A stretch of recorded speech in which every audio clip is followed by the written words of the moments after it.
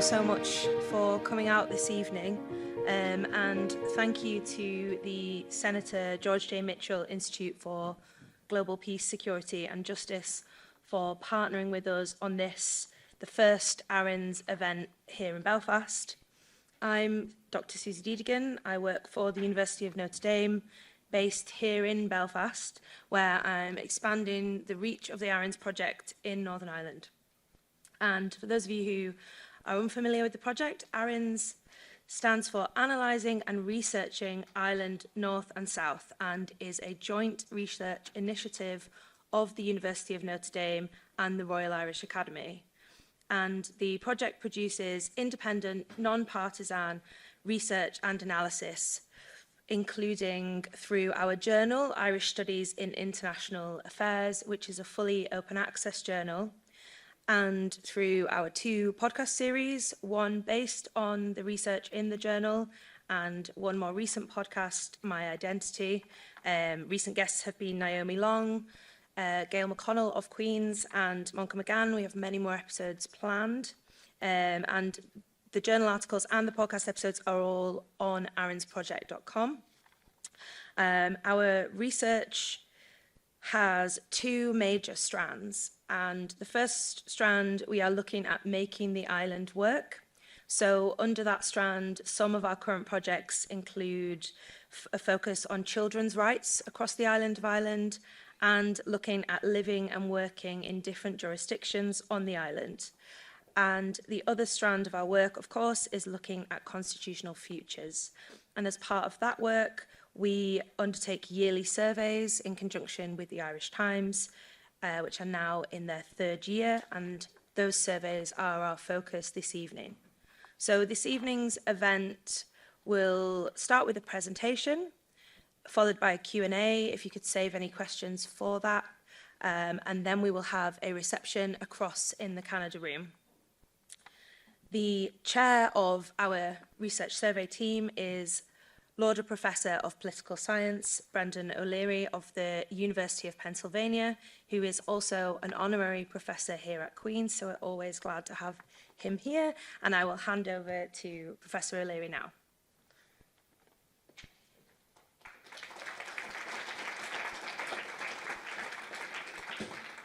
Thank you very much, Susie. It's an honour to be here at Queen's. I'm presenting on behalf of a team. We're a unified entity. Over there on the far right-hand side is Professor John Garry of Queen's University Belfast, Professor of Political Behaviour. To his left is Dr. Dawn Walsh, Assistant Professor of Political Science at University College Dublin. And to her right, sorry, I'll get my orientations correct in a moment, is Dr. Jamie Powell, Senior Lecturer in Political Science at Queen's University Belfast. So what I'll be doing is giving you an overview of some of our survey and deliberative forum results of 2024. Not everything, but we are happy to take questions on items that I don't cover in the summary. So what you will hear is an account of the most recent results on voting intentions in hypothetical future referendums. You'll hear something about the shifts in losers' consent, that is to say the willingness of people to accept or otherwise the outcome of referendums. We'll look at the question of planning, and in depth we'll look at the question of how people feel and think about models of government formation in a hypothetical United Ireland, in surveys, and then in more detail in in actual deliberative forums. There's a whole range of other topics that we can address that we looked at this year. Hypothetical emotions in the event of a United Ireland, general willingness to accept changes in institutions in the Republic, what international organisations a unified Ireland might be part of in a hypothetical United Ireland, the role of the British-Irish Intergovernmental Conference in the event of unification, and last but not least, questions related to immigration. So the core question that we ask every year is about intentions to vote in a future referendum on a choice between Irish unity and the maintenance of the Union. The South remains solidly in favour of unification by a ratio of 4-1. In Northern Ireland, since 2022, we report a rise in support for unity and a decline in don't know responses. And we also report a decline in the support for union among Northern Ireland cultural Catholics. We also say, quite emphatically, that the threshold to call a referendum on the part of the Secretary of State for Northern Ireland is not met. There is continuing support, north and south, for the idea of holding referendums as a way of resolving our collective national question at some juncture in the future. This graphic displays the trends over time in our surveys, and you'll see a statistically significant rise in support for Irish unity from 27% to 34%. And that's a 7% rise over 2 years, 3.5% per annum. You'll also see over the entire period a fall in support for the union at a rate of an average 1-point drop per annum.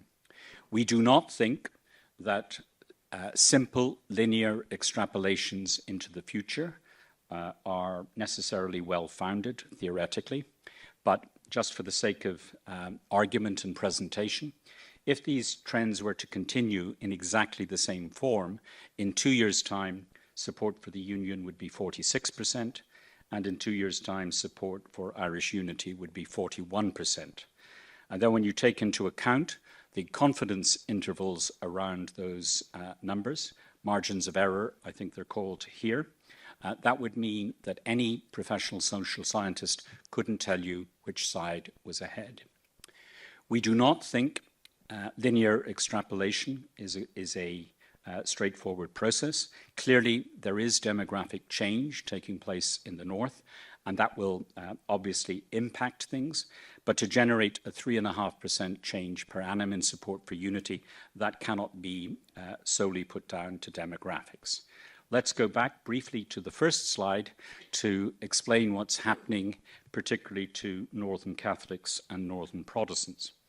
You'll see that support for unification among cultural Catholics has risen from 55% to 63% over this period. You'll see that support for the union has fallen from 21% to 18%, and you'll also see a significant drop in the don't knows among the cultural Catholic community from 21% to 16%. To have any prospect of winning majority support for unification, the advocates of that proposition will have to get support among cultural Catholics significantly above 80%. Look now at the Northern Ireland Protestant figures. You'll see a rise from 4% in 2022 and 2023 in support for unity. That's now 7% in our most recent surveys. Statistically significant, but very small numbers. For unification to occur, the supporters of unification will need to get that number up to around 12%. So those are our reports on voting intentions in future hypothetical referendums.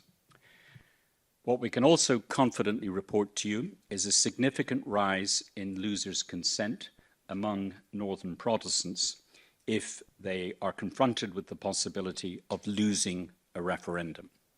In our first surveys in 2022, a third of Northern Protestants found unification, quotation marks, almost impossible to accept, unquote. They ticked a box on their iPads presented to them by the surveyor, indicating that they agreed with that response.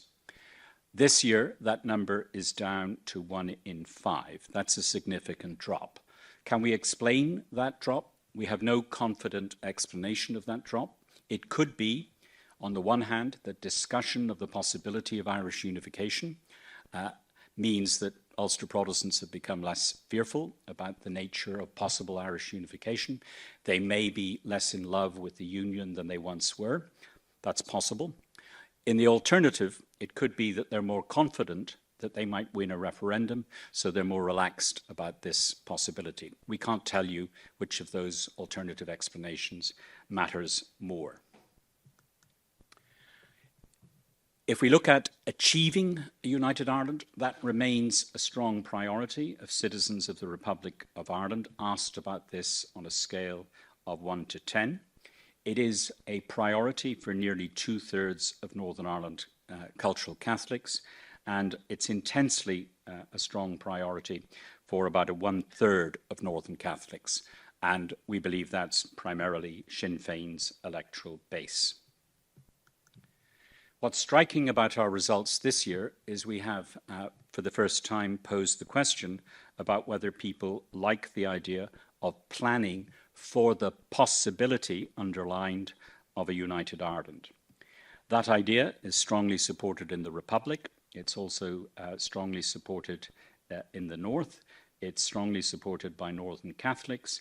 And perhaps surprisingly to some, it's supported by 2/5 of Northern Protestants, and 20% of them think it's extremely important.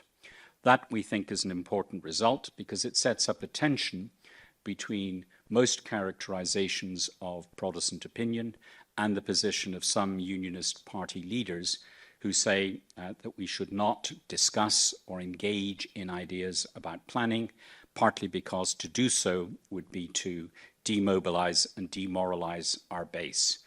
We think that our results show that significant numbers of Protestants are quite capable of distinguishing between an outcome that they do not want and planning for the possibility that it might occur. If you like, some of them at least are thinking of insurance policies. If we look at the same question on planning for a united Ireland by party, and we look only at those who tick 10 on the scale of 0 to 10 about the importance of planning, you can see that remarkably between 12 and 14% of DUP and UUP supporters think it's extremely important to plan for a united Ireland. I can't tell you who that 1% of DUP supporters who think achieving a united Ireland is extremely important, but I think they should have a discussion with their party leaders on the purpose of the party. So the summary line here is that planning for the possibility of something happening is not the same thing as wanting it to happen. This also has an implicit message for the Government of Ireland that planning won't necessarily antagonise the Protestant population of the North, though clearly their opinion on the matter is certainly not uniform.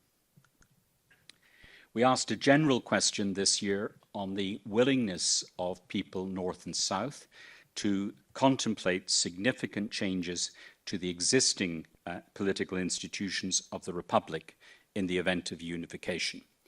In our very first surveys, for those of you who recall what we have worked on over the years, we looked at the question of whether a devolved assembly and a devolved executive should persist inside a united Ireland. Last year, we looked at possible ways in which the Irish presidency might be adapted for the possibility of the arrival of a significant British Unionist minority in a united Ireland. And we also looked at questions related to modifying the composition of the Senate and the powers of the Senate in the event of a united Ireland. This year, as I've emphasised already, we'll be looking at the question of the central government of united Ireland. What this slide shows is the willingness in principle of all groups to contemplate general change. Of course, that's a different answer to the answers they might give when confronted with specific institutional changes. Nevertheless, it's useful to have this level of support, North and South, and particularly across the two historically major communities in the North. So we did two things this year. We conducted surveys in which we asked people for their views, their rapid judgments on possible ways in which the government of United Ireland could be organised. These are judgments given in conditions where you're confronted with an iPad, which is either read to you or you have it in front of you and you give your responses without the surveyor knowing what you're saying. These are quick judgments. By contrast, in deliberative forums held over a long day, you're exposed, allegedly, at least I hope, to objective information about the merits of the different models. You participate in forums with your peers, you discuss the various models, and you consider the pros and cons of these models. And at the end of the day, we're able to assess whether or not people's minds have been changed in the course of the day and in what direction. We administer a questionnaire with the participants at the beginning of the day, and we administer another question at the end of the day, so we can measure any change in people's judgments. So let me take you through the survey results first. The first question we asked people was about whether or not they liked the idea of transferring the Northern model of two prime ministers with equal powers, one from the largest Irish identity party in Dáil Éireann, and one from the largest British identity party. By contrast, they could prefer just one prime minister nominated by the parties in the coalition government. The idea of having two prime ministers with equal powers goes down more or less like a lead balloon with the citizens of the Republic. There's greater support for the idea in the North, 35% support overall. Among Northern Protestants confronted with this survey question, they split almost evenly. And Northern Catholics are opposed to the idea by 62 to 26%. The next question we posed to them was whether or not there should be specific rules to ensure that the government contains a party from a British Unionist background. And the alternative we gave them was the absence of those specific rules. And you can see that in the Republic, there's more support for this idea than the first one, but it's opposed by 49, the idea of specific rules is opposed by 49% to 27%. The idea, however, is supported by a clear majority in the North as a whole. That North as a whole category includes cultural Catholics, cultural Protestants, others of various dispositions. It's the entire Northern Ireland survey response. You can see that this idea is strongly preferred by Northern Protestants, unsurprisingly, and Northern Catholics are relatively evenly balanced on this question. The third question we gave them is the ordinary citizen's way of understanding the D'Hondt rule. Everybody here is a very sophisticated political scientist, so if I interrogated you, you could immediately tell me how the D'Hondt rule works and its specific nuances. What we told them was one way of forming a coalition government would be the party that commands a majority or the coalition that commands a majority could form the government without any specific provision for British Unionist parties. In the alternative, we told them, in effect, a version of the D'Hondt rule, that parties would be represented in the cabinet in proportion to their strength inside the All-Ireland Parliament. And we told them that would make it highly likely that the government would include a British Unionist party. So Northern Protestants liked the idea of the D'Hondt rule as applied in a united Ireland. Northern Catholics are roughly equally balanced. The Northern population as a whole favours the idea by 51 to 30. The Republic's population isn't in favour of the idea, but they disagree with the idea by a relatively narrow margin. 44% would prefer the existing model, 34% like the idea of bringing the D'Hondt rule to a united Ireland. The next question we posed to them was whether or not in an all-island government there should be a quota rule guaranteeing 2 of the 15 cabinet ministries to a British Unionist party. This is a fixed quota. And you can see Northern Protestants like the idea strongly, 71% to 16% opposed. You can see that Northern Catholics are roughly balanced in favour of the idea. And you can see that the Northern population as a whole likes this idea quite significantly, 53 to 28, driven largely by the support for it among Northern Protestants. At the top of the screen, you'll see that the idea is disagreed with in the Republic, but not by as much as the first model of 2 prime ministers with equal powers. We asked them separately the question of whether there should be a British Unionist minister inside a United Ireland government that should be able to veto proposed legislation which they deemed harmed a fundamental interest or right of their community. This idea is strongly disliked by the population of the Republic, 52 to 18.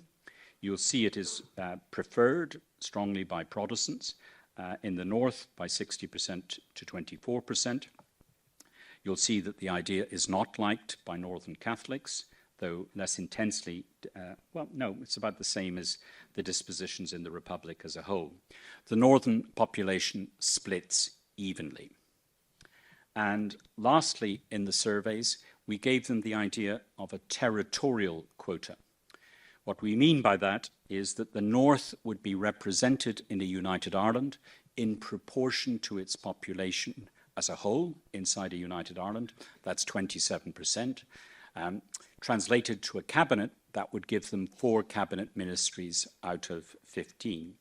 And we told the survey respondents that a law would require any government to be formed with 4 deputies from the northern constituencies inside the previous Northern Ireland. And you can see this idea is strongly liked in the north. We have perhaps a rare example of Northern Protestants and Northern Catholics being in strong agreement. The population of the Republic, on balance, is in favour of the idea. 48% agree and 31% disagree. We weren't saying, for example, that Leinster, Munster and Connaught would have to be underrepresented. So that's the quick summary of the survey results with the general population with very large statistically valid samples. In the deliberative forums, we're dealing with much smaller populations. 63 members attended our event in Belfast. 65 members attended our event in Athlone. And yes, people will travel to Athlone from Cork and from Donegal. And if I was a Dubliner, if there was better transport systems, I might be worried that Athlone could be potentially the federal capital of a united Ireland. We deliberately held these forums within a week of each other. We replicated the events as exactly as possible. I wore exactly the same tie, exactly the same suit in presentation. I made the same corny jokes. So we had stability in what people were being provided with. They were given a description of 5 possible models that I will go through with you, which will be partly familiar to you already. And we deliberately went through the pros and cons of each model. They were then able to sit and consider them and debate them with their peers. In the middle of the day, there was a general question and answer session where the team as a whole provided answers to any questions that people posed to us. And then at the end of the day, as I've explained already, we administered questionnaires to see if we could predict the direction of travel. It's important to note that in general surveys, you can make fairly precise, confident statements that with 95% probability, with a plus or minus 3 margin of error, that event A will happen or opinion is in this direction.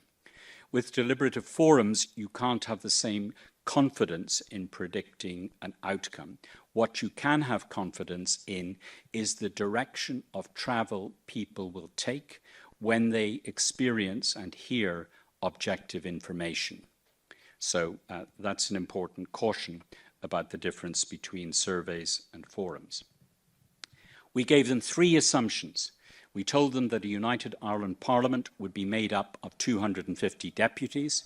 We got that number by adding the existing composition of Dáil Éireann in 2024 to the existing composition of the Northern Ireland Assembly at the time. And we also told them that the voting system would be that is currently used in the Republic and the one used in most elections inside Northern Ireland. Assumption 1.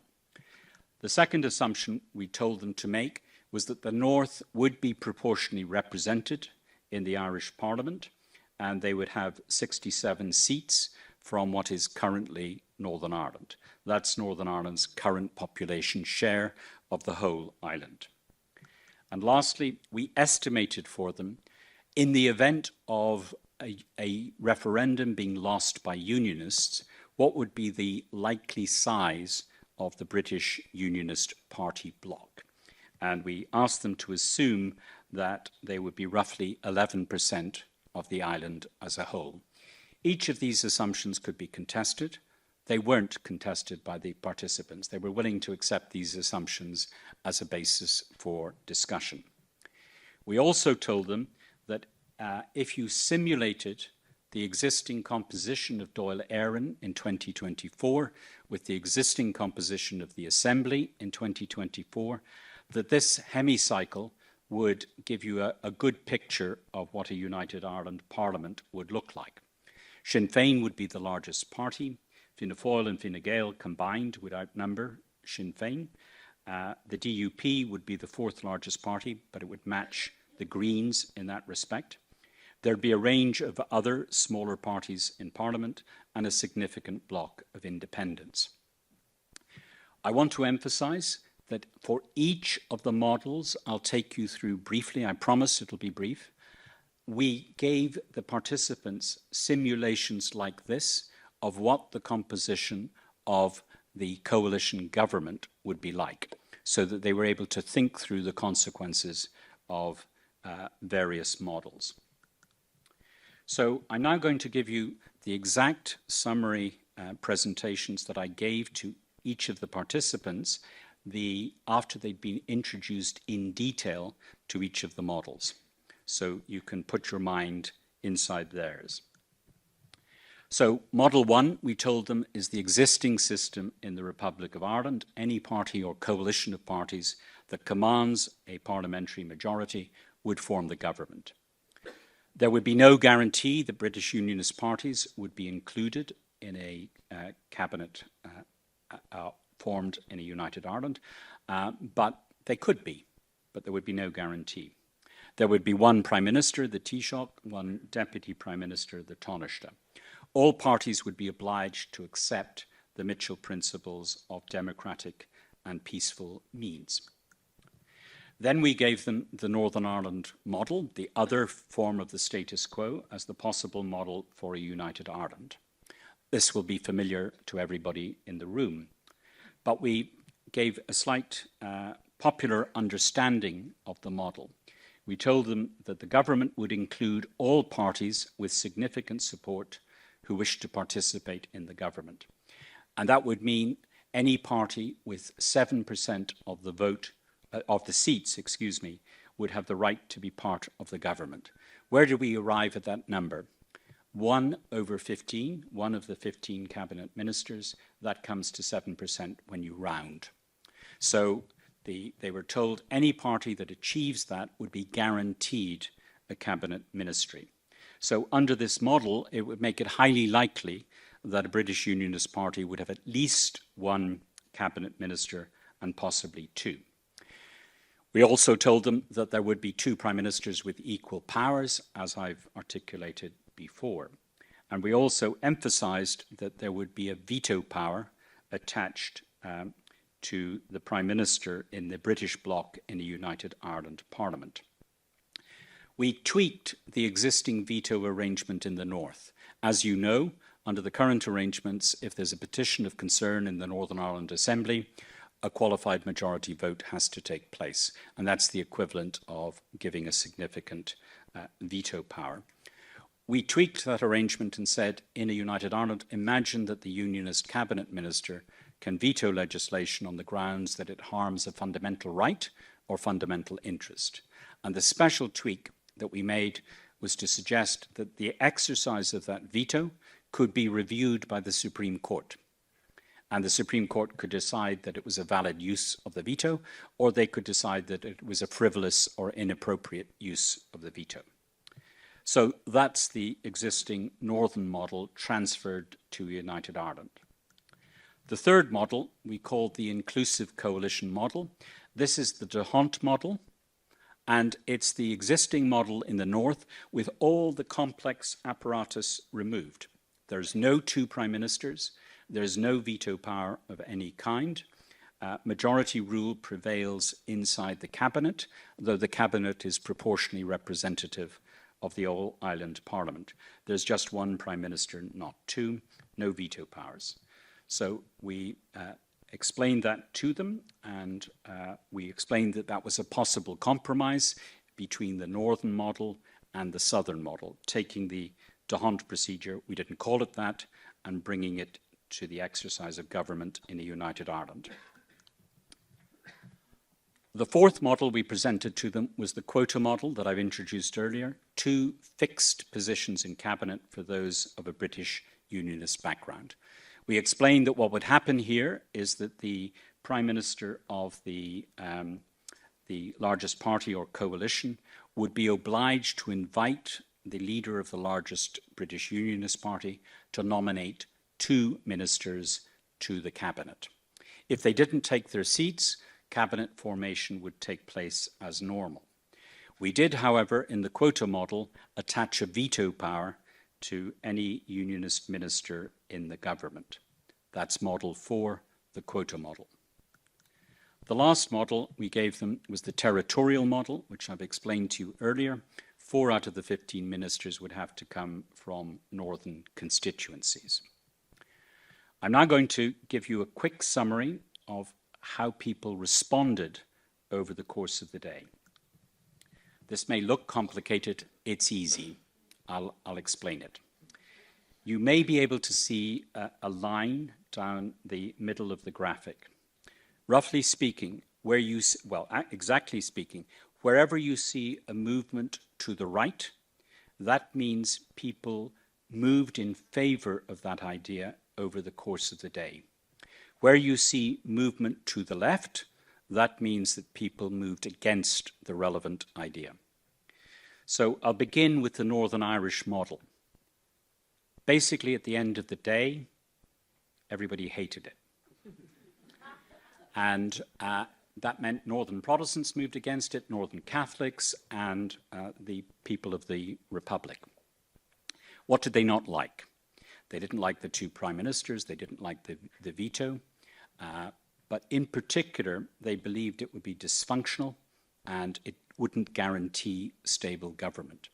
But it wasn't just a case of giving their historical summary of what government has been like in the North since 1999. Instead, they emphasized normative things. They said, it's quite reasonable to have these arrangements in the North where the 2 communities, the 2 principal communities, are relatively balanced. But it would be unfair and disproportionate to give a minority of 11%, another prime minister, a veto power, and significant disproportionate power. So those were the reasons why the Northern model tanked. But the territorial model also tanked, particularly among Northern Protestants.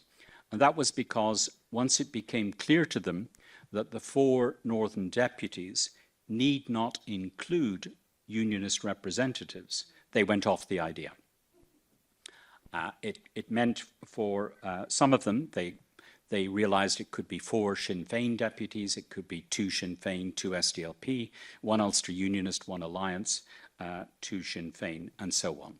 So that's what fundamentally shifted their position.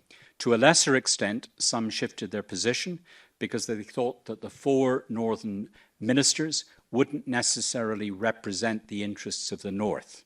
They might represent the interests of their constituency, or they might represent the line of their party. They therefore wouldn't work in favour of the collective interests of the North. You'll see that the existing Irish model lost support among Northern Protestants over the day, and they particularly didn't like the fact that there was no guaranteed inclusion for them. The quota model went down over the day strikingly among citizens of the Republic, but I must emphasise that our version of the quota model combined the quota with the veto power, And it's possible that the veto power was doing the business in generating a negative response.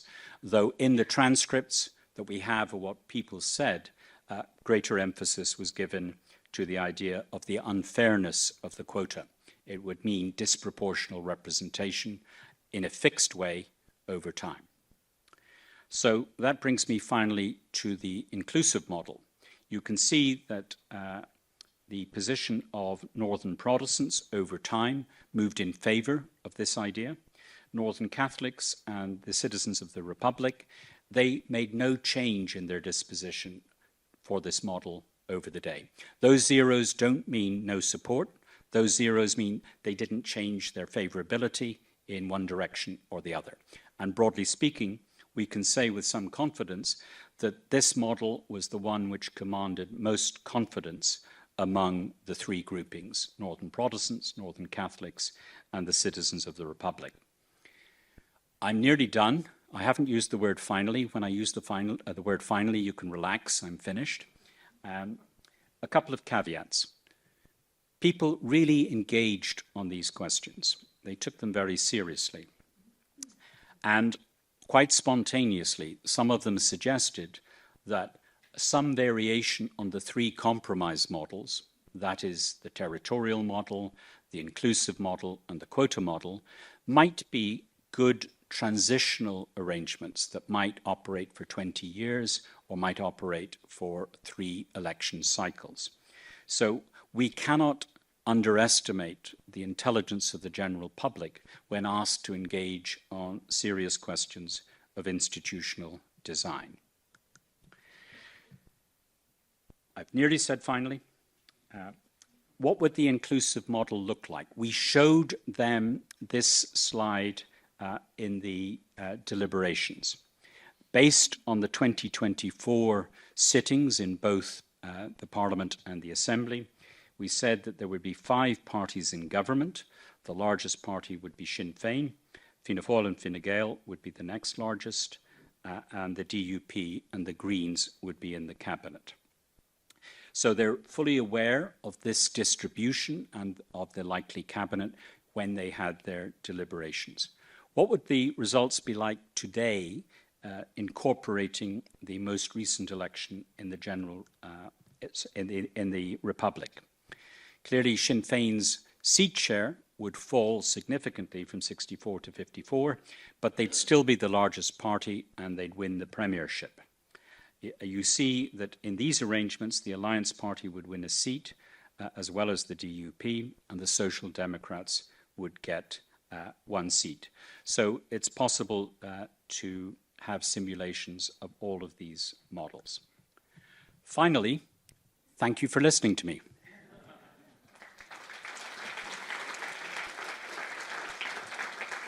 I'm sure there are many questions forming, but I will take my opportunity as chair to first ask, as we digest this information that's been presented to us, I think it would be great to give the opportunity to each of you to discuss what interested you most or what surprised you most about the results this year. And maybe we will start with Dr. Dawn Walsh of UCD. Thank you very much, Susie. Can everybody hear me? Yeah, okay. So one of the things I did as part of the project was I spent my Christmas looking over the transcripts. And one of the things that really struck me looking at them was really how people in the deliberative forms were willing to put themselves into the shoes of others. So they weren't simply looking at an option and saying, I like that option because it's good for my community or it's good for me. What they were saying is, oh, I might not like that option, but I can understand if you were from a different background, why you might like it. I think we should consider it. So that ability of everybody, both North and South, Protestant and Catholic, to think of what other people would feel they needed in a united Ireland was something I found really surprising, pleasantly surprising. As I've heard you discuss that over this week, that has been pleasantly surprising for me to hear too. Jamie, would you have the same question? Thanks, Susie. I'd add that the distinction that people made between any preference for achieving a United Ireland versus planning for a United Ireland was really interesting. Crucially noting that there are plenty of people who do not want a United Ireland to happen, but still thought that planning in some form for the possibility was important and prudent. And I think the Brexit analogy is really interesting here. It's something that came up in the deliberative forums organically in different group discussions with the participants. So in other words, people, especially in Northern Ireland, who were thinking back to the Brexit experience of a referendum that took place, and one in which people who voted in either directions would probably at least agree that the aftermath of the referendum wasn't the most efficient or smooth process of handling the result. In other words, there was no clarity about what exactly the alternative to the status quo would be, what would be implemented if leave was the choice of a majority of voters. So I think given that analogy, people were quite willing to make that distinction. And it is important to further add that if planning does take place and if details are put forward on what exactly a United Ireland would look like, it doesn't mean that people who support planning would then like what those details looked like. But still, they're willing to see that the planning take place and then make their minds up accordingly. So that was one of the striking things for me. Thanks, Jamie. And John, would you like to elaborate for us? Well, I'd like to smoothly augment the insightful comments of my two predecessors. And I think what's maybe not surprising for me, but maybe a bit comforting, is that when we do these deliberative forums in Northern Ireland and in the South, people do constructively engage. And I've tried to come up with an analogy that I bore my colleagues with. A deliberative forum or a citizens' assembly is a bit like a really boring wedding. You turn up for a whole day, you're not quite sure who you're going to meet. You sit around round tables, you listen to speeches, and then you chit-chat amongst each other in a slightly awkward way. But people do, and there's no drinks. So that doesn't help matters either. But the fact that maybe particularly in Northern Ireland, because this issue of, potential constitutional change is so sensitive, one might think that getting people together from across the breadth of different communities and different experiences and different political attitudes, that it might all end in tears because it would be very antagonistic and people would get upset and so on. What's crucial about deliberative forums are the people who aren't there. Sorry, no offence to journalists in the audience, but the media isn't there. No offence to politicians in the audience, but politicians aren't there. When you extract the media and political actors from debate, you can successfully make it dull, earnest. And if you confront people for a day with a bunch of rather nerdy academics, you can even make it even more dull and even more earnest. And it kind of works, maybe. And as Jamie said, it gives you hope that it would work in the future. Thanks so much. Brendan, would you like to answer too? For me, the most surprising result was in the surveys. We found once again the strength of hostility to rejoining the Commonwealth among the citizens of the Republic in the event of unification.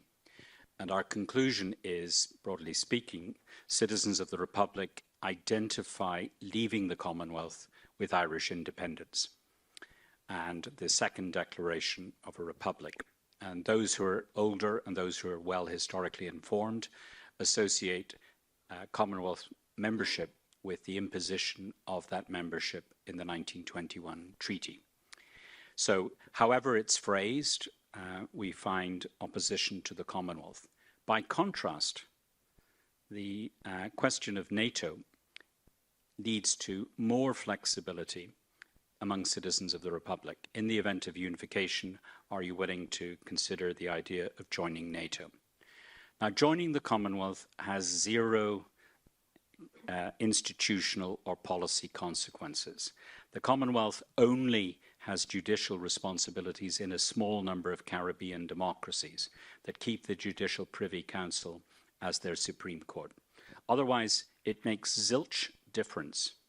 Perhaps membership of the Commonwealth might mean that you might have to hold sporting events in a specific Irish city and bankrupt that city in the process. But that's about it. The Commonwealth is not a costly commitment. By contrast, joining NATO means the end of military neutrality. We spelled that out in our question.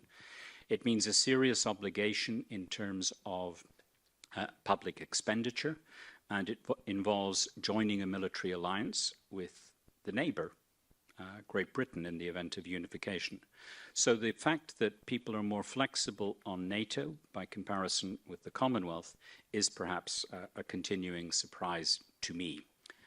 But I'll stop there. I could say more about this, but I'll stop there. Thank you so much. I think maybe we will go to the audience at this point, if anybody has a question.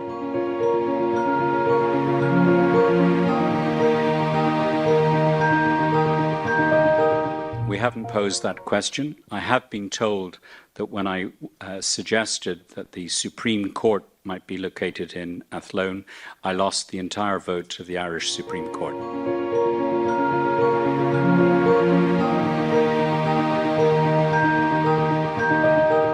So thank you. Two points there. One, of course, we don't know the possible party configuration in a united Ireland. It's a counterfactual. What we suggested wasn't false. We don't yet know that it's false. And clearly, the best that we can do is simulations. We told them that it was quite likely that there might be some mergers. Some parties might join together. It's quite possible some parties would now organise on an all-island basis in both directions. So we couldn't predict how that might work out. So we asked them to think through simply the extrapolations from existing levels of party support. On the second question, we can't do everything in one survey or in one set of forums. We did discuss the Senate, the Seanad, last year, and we found significant willingness of people to consider modifications of the way the Senate works at the moment in the event of a united Ireland. Broadly speaking, I think what we've found is a cultural resistance to change to key symbols in the Republic, the flag, the anthem, and maybe Commonwealth membership falls into that category. By contrast, we find some significant flexibility, evidenced in the deliberations that Dawn reported, about political institutions. So the South is not rigid. It's obviously much less advanced in its internal debate than the population in the North. I'll stop there. Do my colleagues want to say anything else? I would just add one thing on the simulating the future Parliament. You have to do some simulation of some kind in order to make this kind of discussion tractable, because you'll have people in the room saying, well, what the hell would it look like, you know, roughly speaking, give us some kind of idea. And then you have to extrapolate somehow sensibly based on actual current real world data. And then it's not a question of extrapolating or not, it's how plausible or non-plausible those extrapolations are if you want to enable an actual discussion.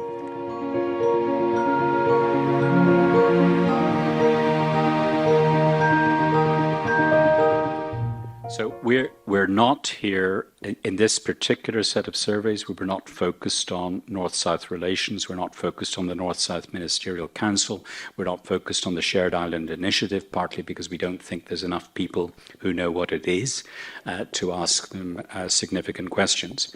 A lot of what you mention doesn't necessarily follow from possible unification.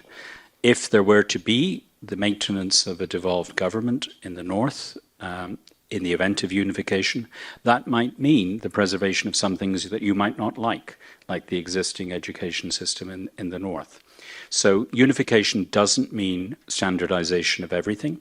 And even if you did have a unitary state, it might still be possible to have some administrative differentiation between the former North and the rest of the island. So we're interested in all of the subjects you raise, but they were not directly addressed in this set of surveys or forums. John, and then Dawn. Dawn? I just want to plug some research that others within ARINS are doing. So we're looking very much at polling on a potential United Ireland, but one of the other strands of the ARINS research is looking at making this island work as is. So there's work being done, and I'm not sure if you're here when Susie said so, on children's rights, North and South, and how to standardise that. And also one of the great initiatives that colleagues are working on is making it easier to live and work in different jurisdictions on the island, because that's something that businesses and people report as a big issue. So there's a whole other strand of ARINS that is about making the island work. And I think that's what you're getting at, and it is incredibly important. Your comment about even students looking north and south rather than over to Scotland and so on is really interesting, because it does seem a bit nuts that some things don't seem to be as smooth as they could be. And it doesn't matter that we're on an island in two different jurisdictions, but two countries bordering each other anyway with a lot of overflow. You might think it'd be sensible to have ease of movement for them in education, for example. And I think it's a potential interesting way of thinking about questions in future, because it doesn't directly relate to your position on unification or not. You could ask questions about whether people would like that kind of thing. And that's interesting then to distinctly relate it to what their opinion on unification is, to see how distinct those things are. Thanks so much. And I may just add to what Dawn said about we have lots of academics who've written for our journal, which is fully open access, and all of the articles can be found at arinsproject.com, and they cover health, the arts, education, lots of the topics you raised. So, like Dawn said, that's a really good place to look. Some of that might be of interest.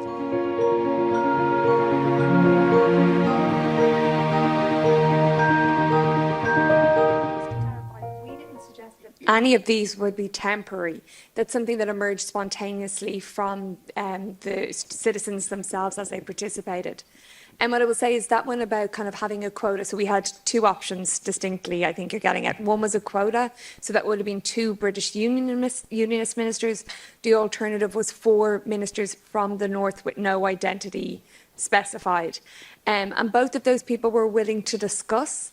And as you saw, the territorial one initially people liked, but when they realised that it didn't take that identity into consideration, support for it dropped. But this is one of the reasons the inclusive one, people liked it. And particularly people in the South said it goes beyond just thinking in terms of British unionism, it thinks about everybody. So the quote I like is, everybody's voice gets heard. If I may supplement that, one of the intriguing features in the transcripts that Dawn analysed was that Southern supporters of small and medium-sized parties particularly liked the inclusive model. They could see that it wouldn't just be British unionists that might benefit from that arrangement.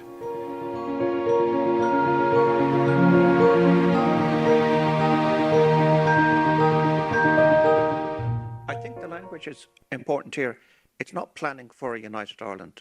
It's planning for the possibility of a United Ireland. And that it's crucial to have all the words in that sentence, because people may not be terribly enthusiastic about a United Ireland. They may be very, very unenthusiastic about a United Ireland. And our crucial aim was to disentangle the idea of being in favour of preparing for it.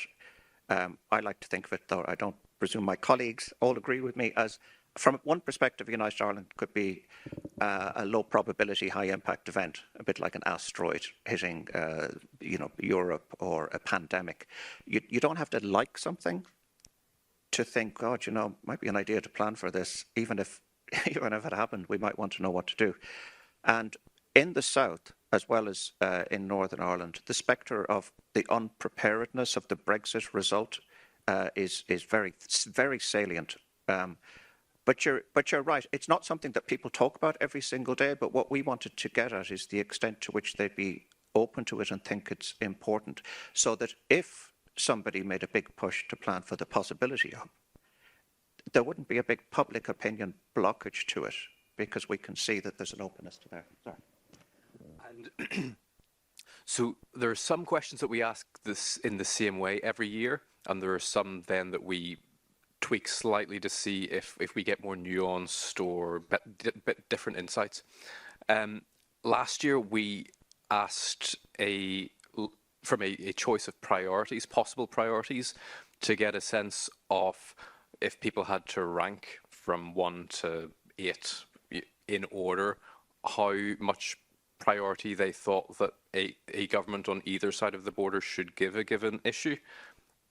And the results were quite interesting, and there was a lot of similarity north and south, and the top 3 issues were, and my colleagues can correct me if I'm wrong, but the top 3 issues were healthcare, economy, and housing, I think was the third one, on both sides of the border.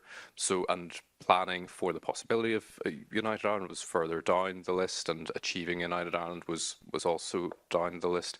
So this was a different way of asking the question this year, by asking people on 0 to 10 importance scales how much importance they thought there should be to achieving or planning for the possibility of United Ireland. But last year's data shows then that compared to other issues, at least then, other issues were deemed more important to respondents north and south. Another way of responding to your question, Adrian, is to say, yes, of course, politicians aren't having their doors knocked with people saying, plan for the possibility of United Ireland tomorrow. But what we can say that our surveys show, that doing so is certainly not going to antagonize the population of the Republic, and it will be surprisingly well received among a significant swathe of the Protestant population in the north.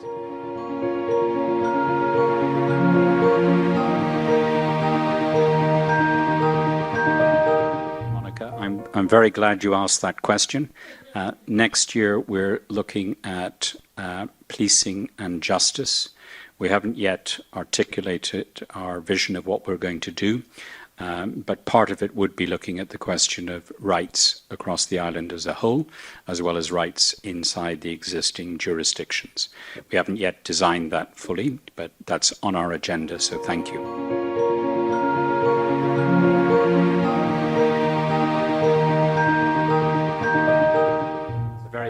It's a very good question. We've certainly not posed the question, would you sacrifice the Irish language as part and parcel of the process of unification? My judgment would be that if you asked the citizens of the Republic about whether to radically downgrade the status of Irish as part and parcel of unification, they would react with the same vehemence that they do to the idea of joining the Commonwealth, even if they did not speak a word of Irish correctly. It would be a matter of deep cultural importance. And I think it's still true that it's a matter where Sinn Féin and Fianna Fáil strongly agree on the language, at least among their politicians and supporters. It's less emphasised by Fine Gael. But I defer to my colleagues if they want to say anything else on this question. So this is something I've been giving a lot of thought to recently. So I'm not sure if you know, but there's been some new legislation in Ireland, and there's a lot more use of Irish in public bodies, including in universities. So it's something that I've been thinking about. I'm building on what Brendan said. I think that there's 2 different ways to think about this in a future United Ireland.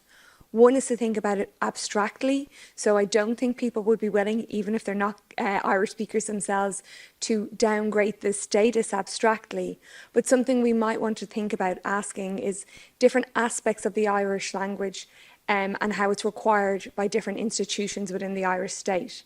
So one of the things that would concern me, for example, is you currently need an honour and honours Irish at the Leaving Cert to become a primary school teacher. And I think that it would be very problematic to have no primary school teachers from a British Unionist background in a United Ireland. So I think maybe specific exemptions, things like becoming a guard, but I think that that doesn't have to mean that the state as a whole would somehow roll back from what is becoming, I think, a more forthright embracing of the Irish language. So I hope that gives you some consolation.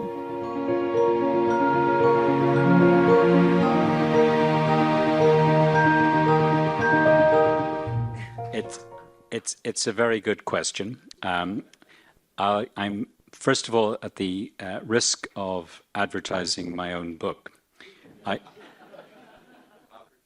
I give 2 alternatives in making sense.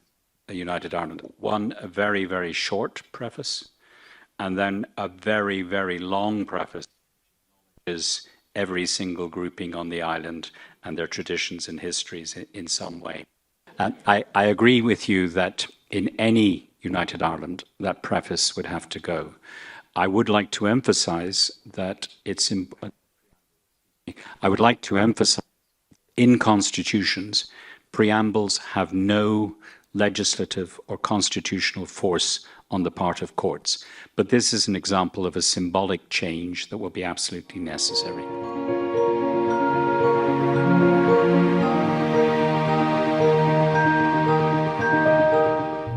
I could maybe just add one footnote there, which is that last year we had a question in the broader surveys, North and South, asking people on the extent to which they were willing to consider major changes to the Constitution as it is in the Republic.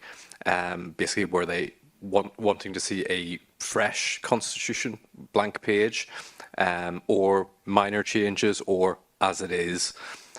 So in Northern Ireland, respondents were largely in favour of more changes or something new.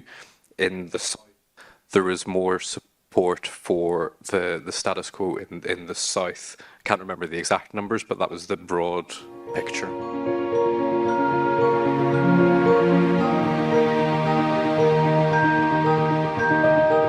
I think there's 2 points to that. One is, by the logic of what we're doing with a deliberative forum or a citizens' assemblies, by definition, it's not on a large scale. It's like a legal jury. You're on trial for murder. You don't want 511 people in the jury box. You're only allowed, 11 or 12, whatever it is, and it's their job to do it. So a deliberative forum is a delegation from the mass to a specified, randomly selected microcosm of the mass to do something that everybody can't be bothered doing, which is spending a day learning about something rather dull and making a recommendation. That's the logic. So almost by definition, small is good rather than bad. But crucially, there has to be some kind of connection from to steal a phrase from Jamie to my left, from the mini to the maxi. And what that relates to is if you do a deliberative forum and people make a reasonable conclusion or recommendation, how do you let everyone else know and have a debate about it? Well, you're living in that. We have done one of these things. This is the debate about it. Now, you might think there's a bit of lethargy because there isn't 5,000 people clamouring for tickets here, but there's more than 2 or 3. So there is some appetite to go from the mini public to the larger debate in which people who weren't at it can reflect on the findings of it. And I think you make a really good point about the fact that these can be used in other policy areas as well as some of these issues that we're looking at in this study. You probably know, or you might know, that in the New Decade, New Approach agreement by the executive parties, there is a commitment under the heading of structured civic engagement to hold at least one citizens' assembly per year, but we haven't had one yet. So the pandemic arguably got in the way of when there were lots of other things going on, but there is the commitment there to holding at least one of these kinds of things on some kind of policy issue of relevance to the executive. So the ball's in their court, I would say. If I can just build a little bit on what John said, and not to blow our own trumpets, but lots of this research is published in the Irish Times. And one of the really surprising things we heard back from the Irish Times is that 80% of their subscribers read all of the ARINS articles. So we may not be reaching everybody, but we're reaching a high proportion of those who are kind of very politically and socially engaged. Also, it's a great credit to Notre Dame and the RIA that all of this research is open access. So I think you can do that link, and I'm going to steal from Jamie again, from the mini to the maxi, but I don't think you can discuss these specific policy issues with 500 people in the room.